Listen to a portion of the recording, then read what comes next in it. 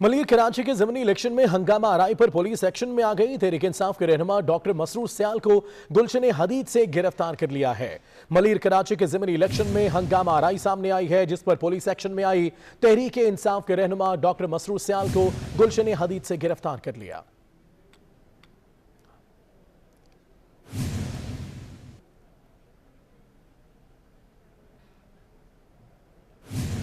मरियम नवाज ने NA-75 में इंतखाबात दोबारा कराने का मुतालबा कर दिया। कहते हैं हुकूमत अब उनका दूसरा रूप देखेगी, उन्हें पतली गली से निकलने नहीं देंगे।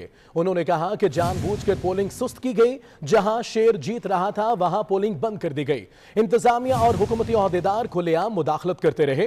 वो लाहौर में प्रेस कॉन्फ्रेंस कर रही थी। PCP करे ना करे, कोई और करे ना करे, मैं इनको नहीं छोड़ूंगी। मैं कल डस्का भी जाऊंगी इंशाअल्लाह ताला। मैं उन बच्चों के घर भी जाऊंगी जो शहीद हुए, और मैं इनको सुकून का सांस इसमें नहीं लेने दूंगी इंशाअल्लाह ताला जब तक हमें इंसाफ नहीं मिलता, जब तक हमारी सीट हमारी लीड के साथ हमें वापस नहीं की जाएगी और यहाँ पर धांधली का फैसला नहीं होगा। हम जितने भी लोग यहाँ पर बैठे हैं, मैं पाकिस्तान मुस्लिम लीग नून के बिहाफ पे कहती हूँ कि मैं इंशाअल्लाह ताला 2018 की तरह इनको पतली गली से बच के निकलने नहीं दूंगी। ये मेरा एक दूसरा रूप देखेंगे। इन्होंने इलेक्शन कमीशन का अमला ही उठा लिया। पूरी दुनिया ने देखा कैसे वोट चोरी हुए, वोट के डब्बे चोरी हुए, वोट के जिनको बैलेट बॉक्सेस कहते हैं, बक्से के वो चोरी हुए। इलेक्शन कमीशन ने NA-75 डस्का के नताज पर शकों को शुबहात का इजहार कर दिया।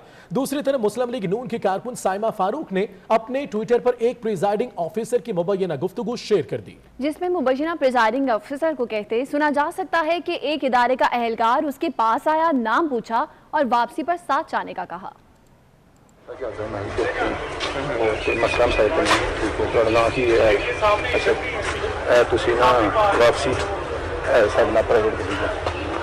अच्छा वो बंदे नाल यार मैं सी ਉਹਦੇ ਨਾਲ ਪਰ ਪੁਰਾਣੇ ਬੰਦੇ ਦਾ ਫੋਨ ਆਇਆ ਬਈ ਫਿਰ ਰਿਜ਼ਲਟ ਸਹੀ ਦੇ ਜਾਵੇਗਾ ਤਾਂ ਜਗ੍ਹਾ ਤੇ ਤੁਹਾਨੂੰ ਫਿਰ ਉਹ ਸਾਹਮਣੇ के तो आप लाते वो ठीक।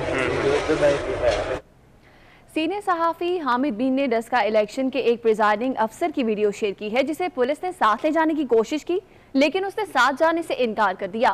तसद्दुक हुसैन नामी प्रिजाइडिंग अफसर का इस हवाले से कहना है कि वो 346 नंबर पोलिंग स्टेशन पर मौजूद थे। इलेक्शन खत्म होने से 1 घंटा पहले 2 मुलाजिम आए। उन्होंने कहा कि इलेक्शन कमीशन की नहीं, आप हमारी गाड़ी में साथ जाएंगे। उसने अपना नाम असद बताया और उसका ताल्लुक स्पेशल ब्रांच से था, लेकिन उन्होंने साफ इनकार कर दिया। वो पुलिस एहलकार इलेक्शन नताइज में रद्दोबदल करना चाहते थे। नंबर 346 पे as a presiding officer duty सर अंजाम दे रहा हूँ। तो 1 घंटा पहले कोई 2 मुलाजिम आए थे। वो कहते हैं कि वापसी पे आपने रिजल्ट जो लेके ना हमारी गाड़ी में, प्राइवेट गाड़ी में जाना है। आपको जो इलेक्शन कमीशन की तरफ से मिली थी उसमें आपने नहीं जाना, आपने हमारे बंदे के साथ जाना है, और जिसका नाम उन्होंने मुझे असद बताया। अच्छा, तो वो कौन था कि कोई आपको पता चले? वो स्पेशल ब्रांच से कह रहा था, मैं स्पेशल ब्रांच से हूँ। अब ना तो उसने मास्क उतारा हुआ था, ना उसने मुझे कोई ID दी है। बस उसने मुझसे ये कहा कि आपने वापसी का रिजल्ट हमारी गाड़ी में साथ लेके जाना है। अच्छा, आपको क्या खदशा क्या है? खदशा ये है कि वो मेरे से वो रिजल्ट चेंज करवाएंगे, और अगर मैं नहीं करूँगा फिर मुझे वो थ्रेट करेंगे। तो तरीक़ेकार क्या होता है इलेक्शन कमीशन? इलेक्शन का तो ये है कि रिजल्ट जिस गाड़ी में हम आए हैं उस गाड़ी में वापस जाएंगे, रिजल्ट जाके RO के पास जमा कराएंगे और उसके बाद फारग है। वो इलेक्शन कमीशन की गाड़ी है? हाँ, वो इलेक्शन कमीशन हमें दी हुई है। उसके जरिए आपने जाना है? उसके जरिए हमने सारा सामान और अपने अमले को साथ लेके वापस RO दफ्तर जाना। अच्छा, आपने RO को आगाह किया है? मैंने RO को बता दिया है इलेक्शन कमीशन को ये मसला है। वो कहते हैं कोई मसला हम कर लेते हैं।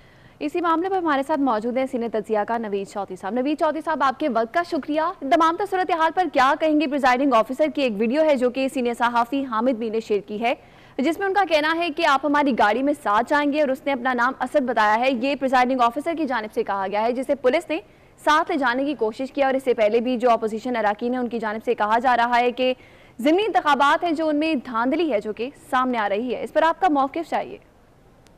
बहुत शुक्रिया जी। मैं समझता हूँ कि तसद्दुक हुसैन साहब का ये जो बयान है ये बहुत अहम है। जो वारदात वहाँ हुई डस्का के अंदर, उसका तरीक़ेकार क्या था? जाहिर है उस पर तहकीकात तो शुरू हो चुकी हैं और इलेक्शन कमीशन की टीम भी आज वहाँ पहुंची है। इलेक्शन कमीशन पाकिस्तान ने आगे का नतीजा भी रोक लिया है। लेकिन आधी रात को 23 प्रिजाइडिंग ऑफिसर किस तरह से उठाए गए, वो कहाँ गए, उनसे क्या काम कराया गया और फिर नतीजे को कैसे बदला गया, जिसके नतीजे में पाकिस्तान की तारीख की बहुत ही एक मैं समझता हूँ कि गैर मुतवक्को किस्म की प्रेस रिलीज जारी करनी पड़ी है। इलेक्शन कमीशन ऑफ पाकिस्तान को बहुत ड्रास्टिक है, बहुत सख्त है, क्योंकि हालात ही ऐसे हो गए थे कि उसमें कुछ चारा नहीं था। तो तसद्दुक़ हुसैन साहब का ये जो बयान है, ये बयान हल्फी मैं समझता हूँ है, और इसमें उन्होंने बताया है कि ये पैटर्न था। इस तरीके के साथ मुबैना तौर पर जो लोग खुद को स्पेशल ब्रांच के एहलकार जाहिर कर रहे थे वो आए और उन्होंने कहा कि आपने बैग वैग सारी चीजें लेके हमारे साथ जाना है। और जाना कहाँ है? जाहिर है ये वही मुकाम था जहां जाके नताइज में रद्दोबदल किया जाना था। ये बात उन्होंने बताई है खुद अपनी गुफ्तगू में तसद्दुक़ साहब ने कि वो नताइज में रद्दोबदल करना चाहते थे। जाहिर है इसके अलावा उनको मकसद तो हो नहीं सकता। तो इससे हमें ये सारा तरीकेकार जो है उससे भी आगाही हासिल हो गई और ये भी इल्म हो गया कि जिन लोगों को उठाया गया था उनके अलावा भी बहुत सारे लोगों से और भी रास्ता किया गया है। शायद ये लीड बनाने का चक्कर था, लेकिन ये लोग नहीं गए, जिसके नतीजे में फिर वो अंधाधुंध मोहरें लगाई गई और वो जो टर्नआउट की रेशियो है वो 90% तक जा पहुंची, जो अपनी जगह एक सवालिया निशान है। जी बहुत शुक्रिया नवीद चौधरी साहब, आप हमारे साथ मौजूद थे, इस तमाम तर मामले पर अपना मौक़िफ़ दे रहे थे। NA-75 के ज़िमनी इंतखाब के नताइज मजीद इल्तवा का शिकार हो गए। इलेक्शन कमीशन मंगल को डिस्ट्रिक्ट रिटर्निंग अफसर और IG पंजाब की रिपोर्ट्स का तफसीली जायजा लेगा। ज़राए के मुताबिक इलेक्शन कमीशन तमाम रिपोर्ट्स का जायजा लेकर नताइज जारी करने या 20 पोलिंग स्टेशन में रीपोलिंग से मुतल्लिक फैसला करेगा। इब्तदाई रिपोर्ट में मकामी इंतजामिया और पुलिस NA-75 ज़िमनी इंतखाब के दौरान फ़राइज़ की अंजामदही में गफलत के मुर्तकिब करार दे दिया गया। ज़राए के मुताबिक इजलास में बेज़ाब्तियों में मुलव्वस अफराद के खिलाफ सख्त कार्रवाई की सिफारिश भी की जाएगी। पीपल्स पार्टी सिंध में सेनेट इलेक्शन की तैयारियों के हवाले से कराची में वज़ीर इत्तलात सिंध सैयद नासिर हुसैन शाह की जानिब से अरकान असम्बली के एहसास में इशाइये का इनेकाद किया गया, जिसमें चेयरमैन पीपल्स पार्टी बिलावल भुट्टो जरदारी, वज़ीर आला सिंध मुराद अली शाह, अरकान असम्बली, पार्टी रहनुमा और सेनेट इंतखाबात में हिस्सा लेने वाले उम्मीदवार भी शरीक हुए।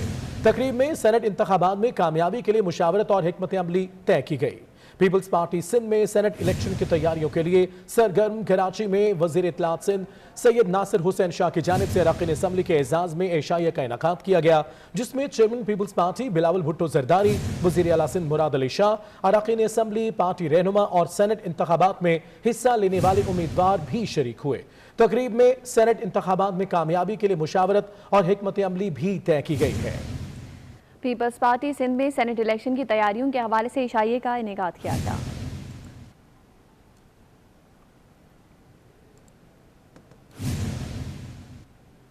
रहनुमा तहरीक इंसाफ फिरदौस शमीम नकवी इलेक्शन कमीशन पर बरस पड़े। कहते हैं इलेक्शन कमीशन ने अपना काम दुरुस्त नहीं किया।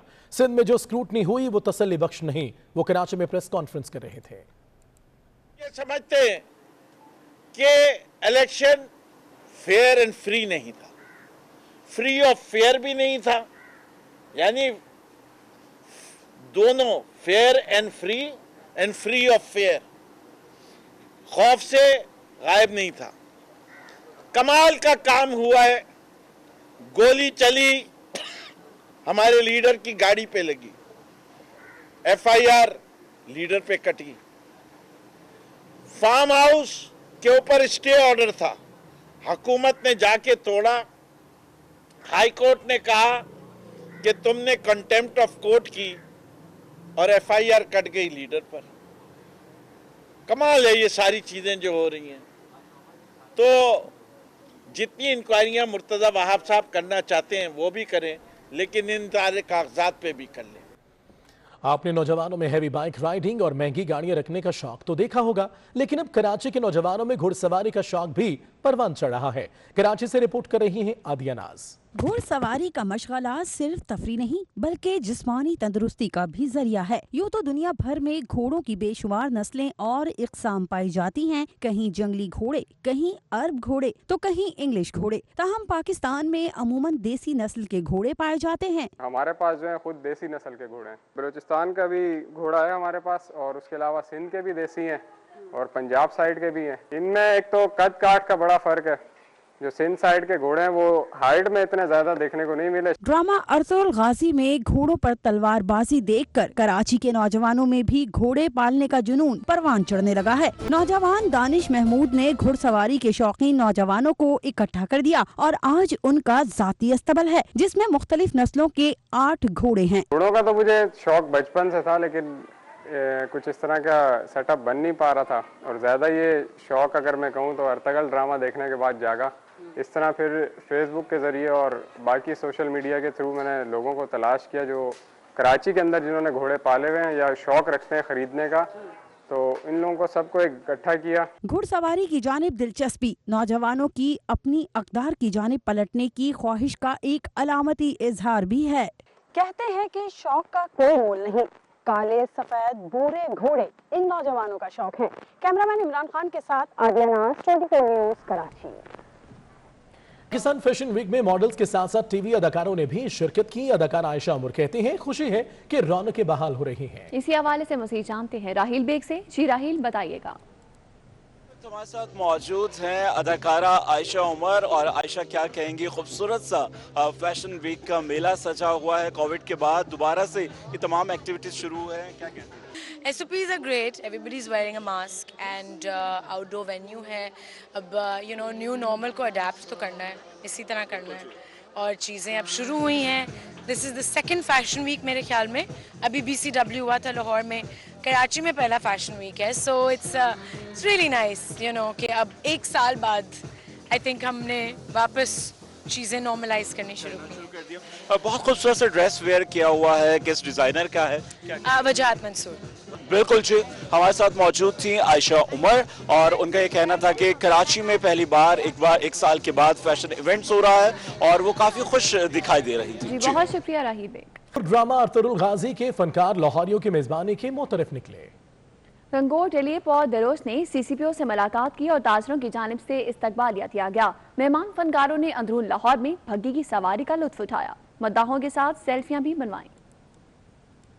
ड्रामा अर्तुगरुल गाजी के 3 मसरूफ किरदार लाहौर में हैं। गंगोर एलिप और दरोश ने अपने मेजबान आमिर कुरैशी और शाहिद कादिर के हमरा CCPO गुलाम महमूद डोगर से मुलाकात की। CCPO ने मेहमान फनकारों को लाहौर पुलिस की वर्किंग से आगाह किया। उन्होंने कहा कि वो अर्तुगरुल गाजी ड्रामा शौक से देखते हैं। जिस तरह तुर्क फनकारों ने तारीखी किरदारों में हकीकत का रंग भरा, वो काबिल इस्ताइश है। इससे पहले तुर्क फनकारों ने प्रेस कॉन्फ्रेंस करते हुए कहा कि उन्हें पाकिस्तान आकर बहुत खुशी हुई। जिस तरह लोगों ने प्यार और अपनायत दी, इसे बयान करना मुश्किल है। हकीकत में इस सीरियल ने पाकिस्तान और तुर्की के अवाम को एक दूसरे के करीब कर दिया है। सदर खिदमत ग्रुप हाल रोड बाबर महमूद की जानिब से तुर्क फनकारों के एजाज में इस्तकबालिया दिया गया। ताजरों ने अदाकारों का वालहाना इस्तकबाल किया। तुर्क फनकार भी मेजबानों के साथ घुल मिल गए। उनका कहना था कि लाहौरियों की मेजबानी से मुतालिक जो सुना था इससे बढ़कर पाया है। रात के वक्त तुर्क फनकारों के एजाज में इकबाल पार्क में इशाइया दिया गया। मेहमानों को बग्गी में बिठा कर लाया गया। ढोल की थाप पर घुड़डांस ने समा बांध दिया।